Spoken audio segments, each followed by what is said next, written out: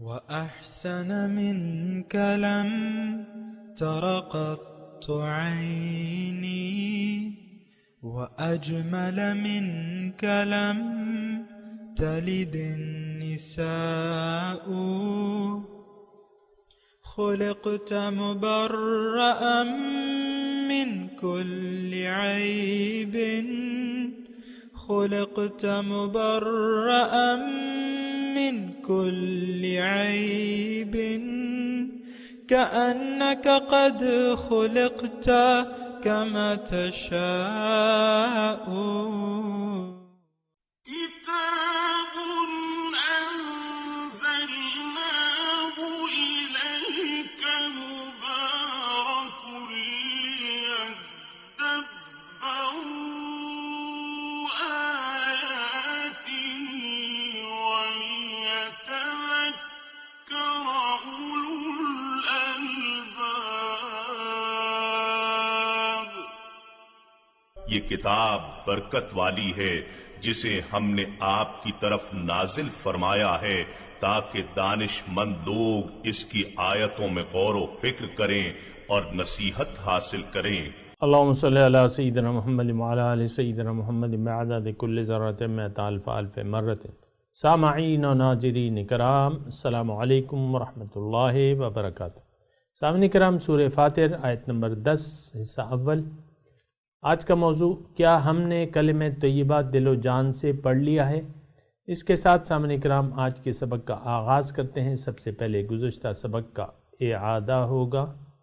أفمن زين له سوء عمله فرآه حسنا فإن الله يضل من يشاء ويهدي من يشاء فلا تذهب نفسك عليهم حسرات ان اللہ علیم بما یصنعون. بھلا جس شخص کے لیے اس کا برا عمل آراستہ کر دیا گیا ہو اور وہ اسے حقیقتاً اچھا سمجھنے لگے، کیا وہ مومن صالح جیسا ہو سکتا ہے؟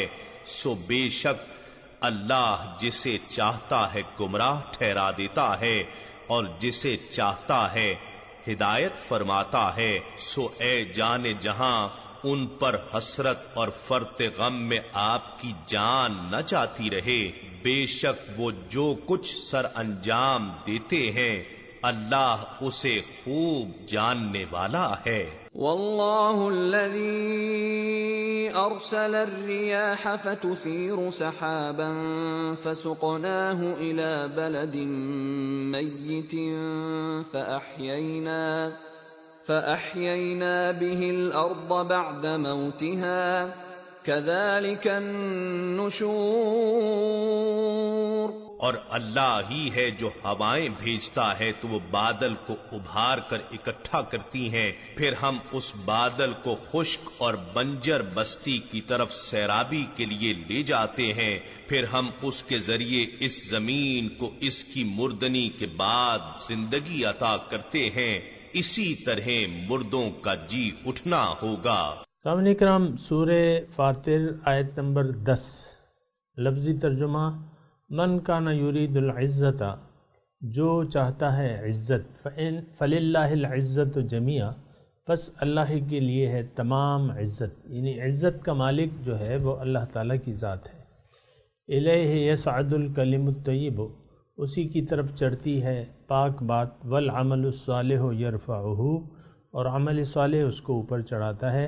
والذین یمکرون السیئات، اور جو لوگ برائی کا ارتکاب کر رہے ہیں، لہم عذاب شدید، ان کے لیے شدید عذاب ہے.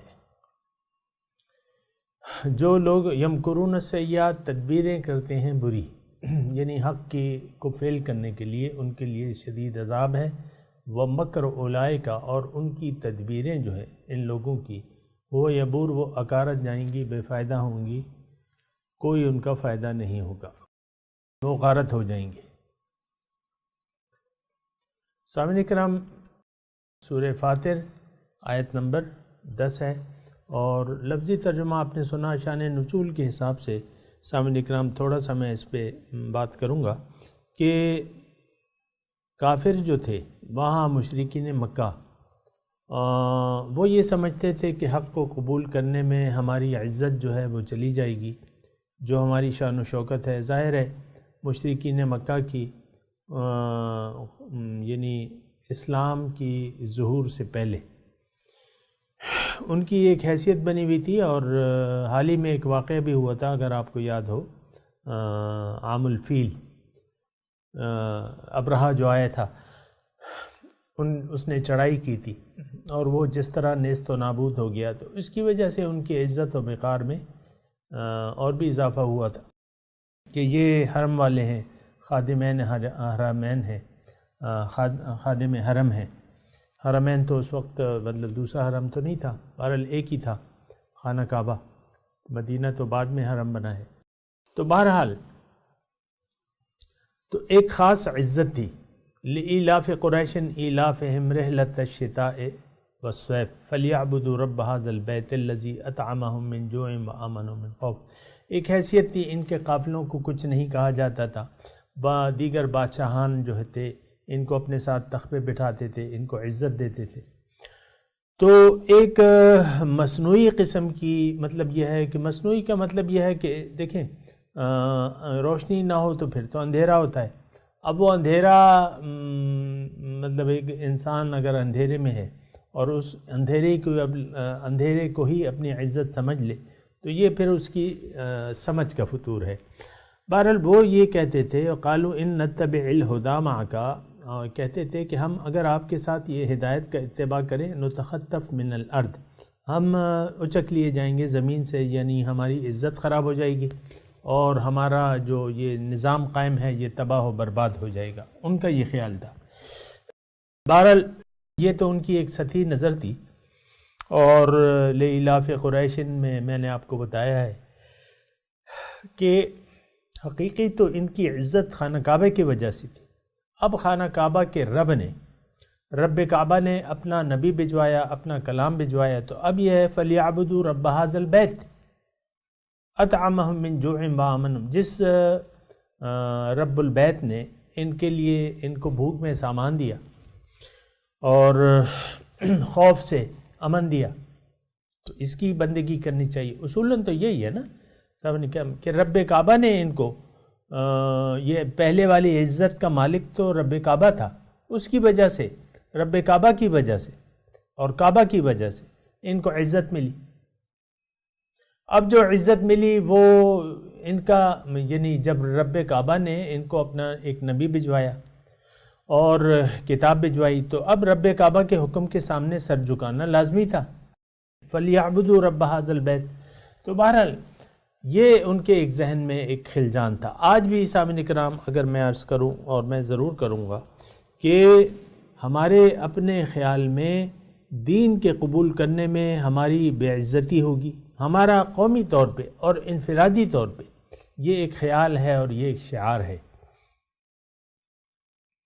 میں اس کی زیادہ تفصیل میں نہیں جاؤں گا، لیکن رب کعبہ کی بندگی میں ہم اپنی تحقیر سمجھتے ہیں، عزت یعنی گوا کے ہم یہ کہتے ہیں یا سمجھتے ہیں کہ عزت گنوانا پڑے گی۔ میں تو ایک مٹھی داڑھی رکھوں گا، پھر جو ہے یعنی اسلامی شعار کے مطابق کپڑے پہنوں گا جس میں کوئی میرا ستر نہ کھلے، یا اس طرح، تو یہ ہم اپنا سمجھتے ہیں۔ آپ یہ دیکھ لیں کیا خواتین اور کیا مرد، ایک ماحول آج کل بنا ہوا ہے کہ رب کعبہ کی بندگی ہم کامل طور پہ نہیں کر سکتے، اس میں ہماری عزت بھی چلی جائے گی۔ اور مثال کے طور پہ میں ایک وہ دے دوں آپ کو کہ اگر یعنی آج ہے 2018 شروع ہے جنوری کا، اور ہمارے جو وزیر اعظم ہیں، اس سے پہلے جو وزیر اعظم تھے تو ان کی تو داڑھی مونچھ نہیں تھی، جو معزول کر دیے گئے۔ اب جو ہیں وہ بس ایک خشخشی داڑھی ہے تھوڑی سی، اور یعنی اب وہ آپ یعنی میں ویسی ایک مثال کے طور پہ دے رہا ہوں، کسی کی ذات پہ نشان کرنا میرا، لیکن سمجھانے کے لیے مثال دینی پڑتی ہے۔ میں یہ کہوں کہ اگر وہ مکمل یعنی اسلامی شعار کے مطابق اپنی داڑھی رکھ لیں، کیونکہ داڑھی مبارک کے مطابق حضور کا فرمان یہ ہے کہ مونچھوں کو پست کراؤ، داڑھیاں بڑھاؤ۔ اب اس کی یعنی جو ہے حد جو ہے وہ کم از کم 1 مٹھی ہے، 1 بالشت، یعنی مٹھی کے برابر، قبضہ برابر۔ لیکن آپ دیکھیں کہ یہ ہمارے وزیر اعظم جو ہے، میں ایک شخصیت کو لے لیتا ہوں، کیا یہ مٹھی کے برابر داڑھی باشرہ، یعنی باشرہ جو ہے اپنی یعنی باشرہ کرنے کو، اپنی شکل کو شریعت کے مطابق کرنے کو یعنی کیا سمجھیں گے، کس طرح لیں گے؟ کیا وہ اس بات پہ آمادہ ہو جائیں گے کہ میں اپنی شکل یا اپنی داڑھی کو سنت رسول کے مطابق رکھ لوں؟ ایسا نہیں ہوگا۔ یہ تو خیر میں نے آپ کو ایک شخص کی مثال دی، لیکن آپ تمام اپنی جو معاشرے میں ایسا دیکھ لیں کہ ہم اپنی عزت ہم سمجھتے ہیں کہ ہمارے اپنے ہاتھ میں ہے، اپنی سوچ و فکر کے مطابق میں اپنی شکل، ظاہری شکل، ہیئت بناؤں گا، تو اس میں جو ہے داڑھی، اکثریت کا یہ خیال ہے کہ داڑھی جو ہے اس میں عزت نہیں ہے۔ اور یہ ہیں مضامین، یہ آپ سمجھ لیں، اچھی طریقے سے آپ سمجھ رہے ہیں، میں خاص طور پہ مردوں سے مخاطب ہوں کہ شریعت کے مطابق، اپنی حضور کی سنت کے مطابق اپنی شکل بنانے کو ہم اپنی بے عزتی خیال کرتے ہیں، یعنی اس میں ہم کہتے ہیں کہ ہماری عزت کم ہو جائے گی۔ ایسا نہیں ہے۔ دیکھیں یہ ایک دیکھیں سوچ اور سمجھ کا وہ ہے ایک چکر ہے۔ سوچ اور سمجھ اگر ہماری دنیا دارانہ ہو گئی یا ظاہر دارانہ ہو گئی، پھر تو ہم ظاہر کا زیادہ خیال رکھیں گے، جیسے لوگ ہیں اور اسی طریقے سے ہم رہیں گے معاشرے کے مطابق، خواہ کہ وہ یعنی حضور کی سنت کے خلاف ہی کیوں نہ ہو۔ ایک میں ویسے ہی آپ کو ایک واقعہ سناتا ہوں اور سناتا رہتا ہوں بعض اوقات جب موقع پڑتا ہے۔ ایک آپ نے دیکھے ہوں گے ایسے پیران کرام صاحبان جن کی کوئی داڑھی نہیں ہے، گدی نشین ہے، داڑھی نہیں ہے، اور وہ سارے مطلب اچھا پھر ایسے میں نے خود دیکھا ہے ایسے پیران کرام کو جو غیر محرم عورتوں کے سامنے یعنی بے پردہ بیویوں کے سامنے بیٹھے رہتے ہیں، ان کو تکتے رہتے ہیں، مثال کے طور پہ، میں یہ نہیں کہہ رہا کہ خاص طور پہ ان کو دیکھ، لیکن ان سے اپنے پاؤں بھی دبواتے ہیں غیر محرم عورتوں سے۔ ٹھیک ہے مریدنیاں ہیں، لیکن اس کا مطلب تو یہ نہیں ہے آپ کا کہ آپ غیر محرم سے جو ہے اپنے پاؤں دبوائے۔ تو ایسے پیرانے کرام ہیں۔ پھر ایسے پیر صاحب کو بھی میں جانتا ہوں جن کی جو باشرہ بھی نہیں ہے اور ایک مشہور گدی پہ بیٹھے ہوئے ہیں، اور اپنے مریدوں کو بھی یہ حکم دیتے ہیں جو داڑھی چھوڑ دیتے ہیں، ان کو یہ کہتے ہیں کہ بھئی یہ تم نے اپنی کیا شکل بنائی ہوئی ہے، لوگوں کی طرح رہو جس طرح اور لوگ رہتے ہیں، لوگ بس عام لوگوں کی طرح رہو۔ تو میرا اپنا وہ ہے ایک لڑکا تھا، اس کا مجھ سے تعلق تھا اور بات چیت ہو رہی تھی، تو پھر اس نے کسی بات سے متاثر ہوا ہوگا، داڑھی چھوڑ دی، پھر وہ کسی پیر صاحب کے پاس چلا گیا تو اس نے وہ داڑھی اس سے منڈوا دی۔ استغفر اللہ۔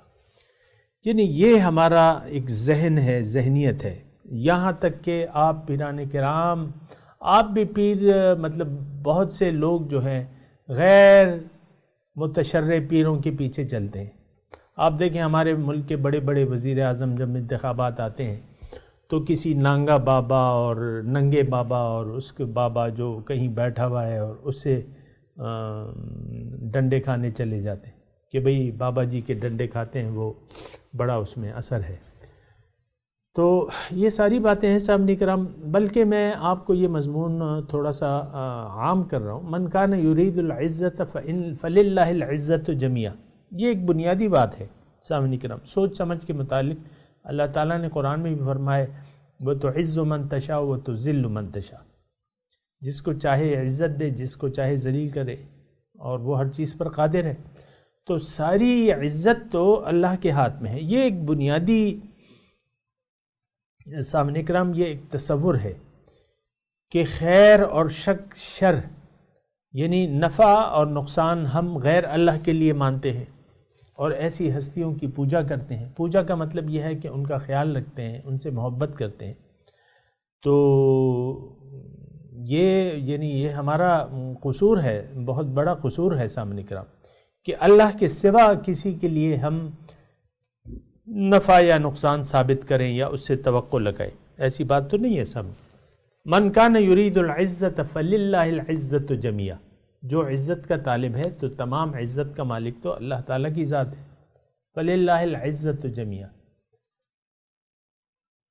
بہرحال سامعین کرام، یہ بات جو ہے یہ اچھی طرح ذہن نشین کرنے کی ہے، سوچنے کی ہے، سمجھنے کی ہے کہ ہم کن نظریات کے تحت زندگی گزار رہے ہیں. یہ آج کی جو آیت ہے یہ بہت اہم آیت ہے، اور آیت نمبر 10 سورہ فاتر. ایک تو اس میں عقیدے کی اصلاح ہے. اللہ تعالیٰ ہمیں یہ فرما رہا ہے کہ دیکھو تمام عزت جو ہے وہ اللہ کے لیے. فللہ العزت جمیعا، یعنی عزت کا مالک وہ ایک ذات ہے، جس کو چاہے عزت دے اور جس کو چاہے ذلیل کر دے. مطلب یہ اس کے ملک میں ہے، اس کا اختیار ہے. تو یہ اس بارے میں پریشانی کی کوئی ضرورت نہیں ہے. پھر بندگی جو ہے، یعنی میں آپ کو بات کر رہا ہوں نا، بندگی جو ہے اس میں پھر عزت اور بے عزتی کا کوئی تصور نہیں ہے. اور یہ بھی میں عرض کر دوں سامنے کرام کہ بندگی کیا ہے؟ عاجزی ہے، جھک جانا ہے، سجدہ کرنا ہے. اللہ تعالیٰ فرماتا ہے بلا من اسلم وجہہ للہ وہو محسن فلہ اجرہ عند ربہ ولا خوف علیہم ولا هم یحزنون. کہ جس نے بھی اپنا سر جھکا دیا اللہ کے سامنے اس کے لیے اجر ہے. فلہ اجرہ عند ربہ ولا خوف علیہم ولا هم یحزنون. ان پہ نہ کوئی خوف ہوگا نہ کوئی غم ہوگا. تو سامعین کرام، یعنی ایک بات جو ذہن نشین ہونی چاہیے، اور یہ اس شخص کے ذہن نشین ہوگی جو رب کو مانتا ہے، رب کو تسلیم کرتا ہے، رب کی بڑائی کو تسلیم کرتا ہے، پھر رب کی صفات پر اس کا یقین ہے. تو اس میں پہلا جملہ جو ہے من کان یرید العزت فللہ العزت جمیعا، جو عزت چاہتا ہے تو تمام عزت کا مالک اللہ تعالیٰ ہے. پھر میں نے آپ کو اس سلسلے میں بندگی کا تذکرہ کیا ہے کہ بندگی جو ہے وہ اصل چیز ہے. بندگی میں انتہائی، دیکھیں عبادت کا مطلب انتہائی ذلت اس ہستی کے سامنے جو انتہائی معزز ہو، انتہائی عاجزی، انتہائی ذلت. یہ سجدہ جو ہے، سجدہ یعنی وہ حدیث کا مضمون آتا ہے نا کہ انسان سب سے زیادہ قریب سجدے کے وقت ہوتا ہے اپنے رب سے. اب سجدہ کیا ہے کہ سب سے محترم جگہ جو ماتھا ہے وہ آپ زمین پر ٹیک دیتے ہیں. یہ ظاہری جو ہم سجدہ کرتے ہیں نا، تو سب سے زیادہ قریب جو ہے حدیث کے مفہوم کے مطابق انسان سجدے کے وقت ہوتا ہے اپنے رب کے. ایک صحابی آئے تو حضور سے فرمائے کہ حضور میں چاہتا ہوں کہ آپ کے ساتھ میں جنت میں ہوں. تو حضور نے فرمایا تم سجود سے میری مدد کرو، کثرت سجود سے میری مدد کرو. تو خیر اس کا تو ایک ظاہری مطلب ہے، اور ایک جو ہے باطنی، سجدے کا ایک باطنی مطلب بھی ہے سامنے کرام، جھک جانا. الم یأن للذین آمنوا ان تخشع قلوبہم لذکر اللہ، کہ دل آپ کا جھک جائے، دل آپ کا سجدہ ریز ہو جائے اس ہستی کے سامنے جو انتہائی معزز ہے. بندگی، یہ ایک بات جو ہے نوٹ کر لیں سامنے. ایک نقطہ ہے جو آ رہا ہے میں آپ کو بتا رہا ہوں. بندگی کہتے اسے ہیں کہ آپ جھک جائیں مکمل طور پہ. دیکھیں یہ اکڑ جو ہوتی ہے نا ہماری، یہ ہمیں جھکنے نہیں دیتی، جھکنے نہیں دیتی، اللہ کے سامنے جھکنے نہیں دیتی. ہم اپنے نفس کے سامنے، شیطان کے سامنے، معاشرے کے سامنے تو جھک جاتے ہیں، لیکن اللہ تعالیٰ کے سامنے ہم جھکنے کے لیے تیار نہیں ہوتے. تو بہرحال یہ ایک بات ہے ایسی کہ جو ہمیں اچھی طریقے سے سمجھ لینی چاہیے، سوچ لینی چاہیے. ایک بات یہ ہے سامنے کا بنیادی طور پر. دوسری بات یہ ہے الیہ یصعد الکلم الطیب والعمل الصالح یرفعہ. ترجمہ آپ نے سنا، دوبارہ میں سناتا ہوں. اللہ تعالیٰ کی طرف چڑھتی ہے پاک بات، والعمل الصالح یرفعہ. اس میں یعنی عمل صالح جو ہے وہ اسے اوپر چڑھاتا ہے، یرفعہ چڑھاتا ہے. صعود کہتے ہیں چڑھنے کو. یعنی اس کی کیا مطلب اس کا کہ اللہ تعالیٰ کو نیک کلم طیب پاک بات جو ہے اللہ تعالیٰ کی طرف چڑھتی ہے، یعنی منظور ہوتی ہے. یعنی یہ چڑھنا ایسا نہیں ہے کہ جسمانی اور اس کے مقابلے میں آسمان کوئی ایک جگہ ہے اور چڑھنا، یا یہ تصور نہیں ہے. لیکن اللہ تعالیٰ کی طرف جب یہ ایک بات منسوب کی جاتی ہے تو وہ اونچائی کی طرف. اللہ تعالیٰ بڑا ہے تو وہ پھر ہم اس کی طرف ایسا اشارہ کرتے ہیں ظاہر کہ بھئی یہ آسمان سے یہ بات آئی ہے، یا مطلب اونچائی، یا وہاں اسپیس اور ٹائم تو ہے نہیں سامنے کرام. اونچائی اور اترائی کا تو کوئی تصور ہے نہیں حقیقت میں. اور لیکن اللہ تعالیٰ چونکہ بڑا ہے تو ہم اس کی طرف نسبت جو ہے وہ اونچائی کی طرف کرتے ہیں. ایک صحابی نے اپنی ایک کنیز لونڈی کے چہرے پہ مارا. پھر اس نے کہا، پھر اس کو احساس ہوا تو حضور کے پاس آئے. حضور سے عرض کیا. حضور نے کہا بلاؤ اس لونڈی کو. تو وہ کسی غیر اس کی تھی، غیر زبان کی تھی، لیکن عربی سمجھتی تھی. حضور نے اس سے پوچھا کہ اللہ کہاں ہے؟ تو اس نے آسمان کی طرف انگلی اٹھا کے کہا کہ اللہ جو ہے یعنی اوپر ہے. تو اوپر کا مطلب، تو حضور نے فرمایا یہ مسلمان ہے، اس کو آزاد کر دو. بہرحال تو اونچائی، یہ چڑھنا جو ہے، یہ چڑھنا ایسا نہیں، اس کا مطلب یہ ہے مقبول. الیہ یصعد، اللہ تعالیٰ کو نیک بات قبول کرتی یعنی منظور ہے، اور عمل صالح جو ہے وہ اس کو چڑھاتا ہے، یعنی اس کو مقبول بناتا ہے. بہرحال بہت اہم جملہ ہے سامنے کرام، اگر آپ اس کو سوچیں اور نوٹ کریں تو اس میں مضمون، بنیادی طور پہ مضمون یہ ہے کہ آپ کا نظریہ جو ہے وہ پاک ہونا چاہیے. عقیدے کی پاکیزگی. اگر آپ کا عقیدہ، یہاں کلمہ طیب کا تذکرہ ہے نا کہ کلمہ طیبہ اللہ تعالیٰ کو منظور ہے. اب وہ کلمہ طیبہ بنیادی طور پہ کیا ہے؟ وہ پاک بات بنیادی طور پہ کیا ہے؟ وہ ہے لا الہ الا اللہ محمد الرسول اللہ. یہ ایک ایسا کلمہ طیبہ ہے کہ یعنی ایک ایسا کلمہ ہے، ایک ایسی بات ہے جو کفر سے، جس کا کہنے والا کفر سے اسلام میں داخل ہو جاتا ہے. یعنی اگر آپ کو اسلام قبول کرنا ہے تو آپ کو یہ ماننا ہوگا، یہ تسلیم کرنا ہوگا کہ لا الہ الا اللہ محمد الرسول اللہ، یا اشہد ان لا الہ الا اللہ و اشہد ان محمد عبدہ و رسول. تو یہ پاک بات ہے بنیادی طور پہ سامنے کرا. باقی پاک باتیں جو ہیں اور بھی ہیں، لیکن وہ اس کے یعنی اس کے بعد آتی ہیں، یا اس کی پھر تشریح ہے. پاک بات مطلب یہ ہے کہ اور بھی جو دینی احکامات ہیں یہ سب پاک باتیں ہیں سامنے کا. تو اللہ کو مقبول، یہ منظور کون سی چیز ہے؟ وہ پاک بات اللہ تعالیٰ کو پسند ہے اور چڑھتی ہے، اس کی طرف چڑھتی ہے، یعنی منظوری ہو جاتی ہے اگر آپ ایک پاک بات کے قائل ہو جائیں. اور وہ میں نے آپ کو بتایا سامنے کرام، زیادہ میں تفصیل میں نہیں جاتا، لیکن بنیادی طور پہ میں آپ کو بتا رہا ہوں کہ پاک بات یہ ہے کہ آپ یہ قبول کر لیں اپنے، یعنی اگر میں تشریح میں کہوں تو یہ ہے کہ آپ اپنی حقیقت کو پہچان جائیں، پھر اپنے رب کو پہچان لیں، اپنے آپ کو پہچان لیں کہ میں اللہ کا بندہ ہوں، پھر اللہ کو اس طریقے سے پہچان لیں کہ اللہ ہی میری منزل ہے، اللہ ہی میرا مقصود ہے، محبوب ہے، مطلوب ہے. تو یہ اگر آپ نے یقین کر لیا تو یہ ایک پاک بات ہے. آپ نے اگر یہ کہا کہ ان صلاتی و نسکی و محیای و مماتی للہ رب العالمین، کہ میری تمام عبادات، میری تمام قربانی، میری زندگی، میری موت اللہ کے لیے، یہ پاک بات ہے. پھر آپ نے یہ بھی کہہ دیا کہ انی وجہت وجہی للذی فطر السماوات والارض حنیفا وما انا من المشرکین، یہ بھی پاک بات ہے۔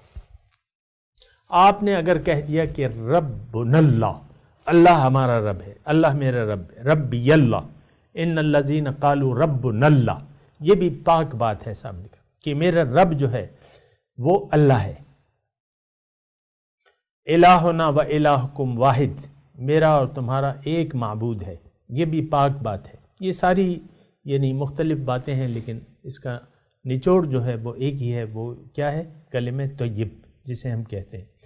تو یہ ایک یقین اگر آپ نے کر لیا تو یہ اللہ تعالیٰ آپ کی یہ بات، یہ پاک بات اللہ تعالیٰ کو منظور ہو جائے گی، اللہ تعالیٰ اسے قبول کر لے گا،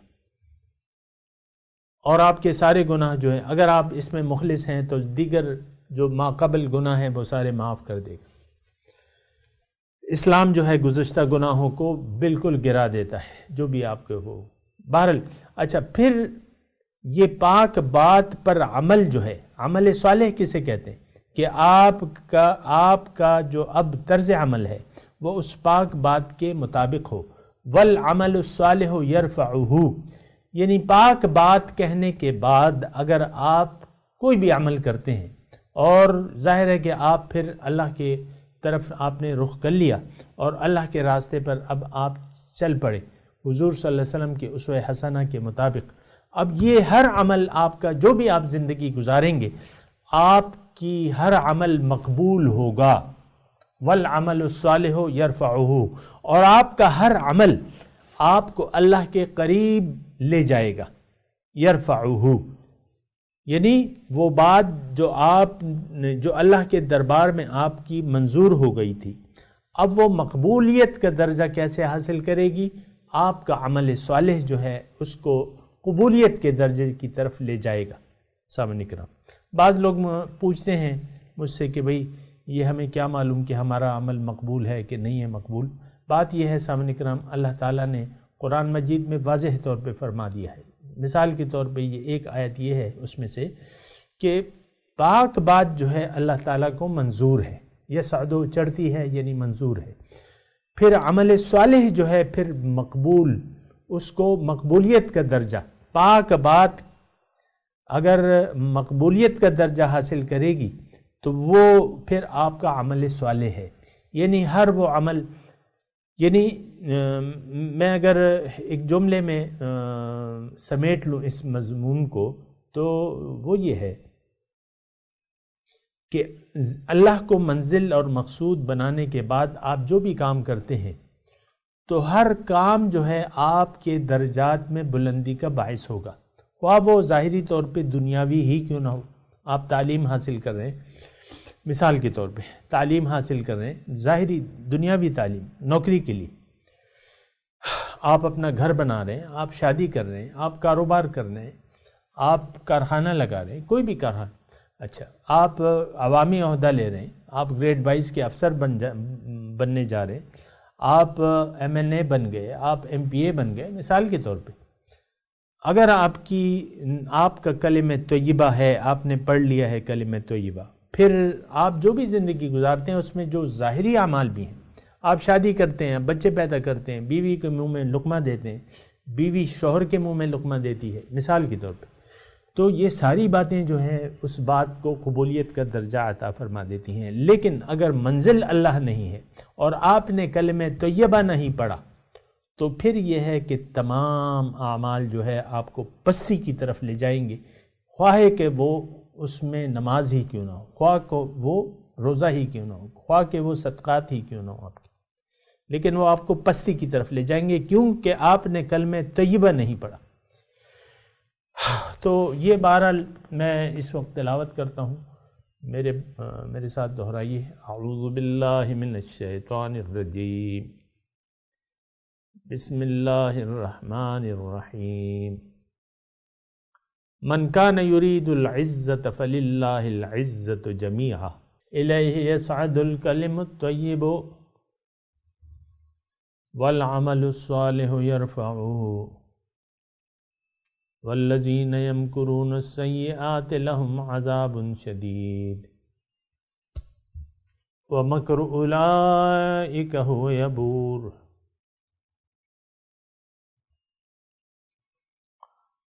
سامعین کرام، اب ان آیات کا ترجمہ سنا دیں۔ من کان یرید العزت، جو بھی چاہتا ہے عزت، فللہ العزت جمیعا، تمام عزت اللہ کے ہاتھ میں ہے، اللہ ہی کے لیے ہے۔ الیہ یصعد الکلم الطیب، پاک بات اوپر چڑھتی ہے اسی کی طرف، الیہ یصعد، اس کی طرف چڑھتی ہے، الکلم الطیب، پاک بات، کلم طیب، والعمل الصالح یرفعہ، اور عمل صالح اس کو اوپر چڑھاتا ہے، والذین یمکرون السیئات،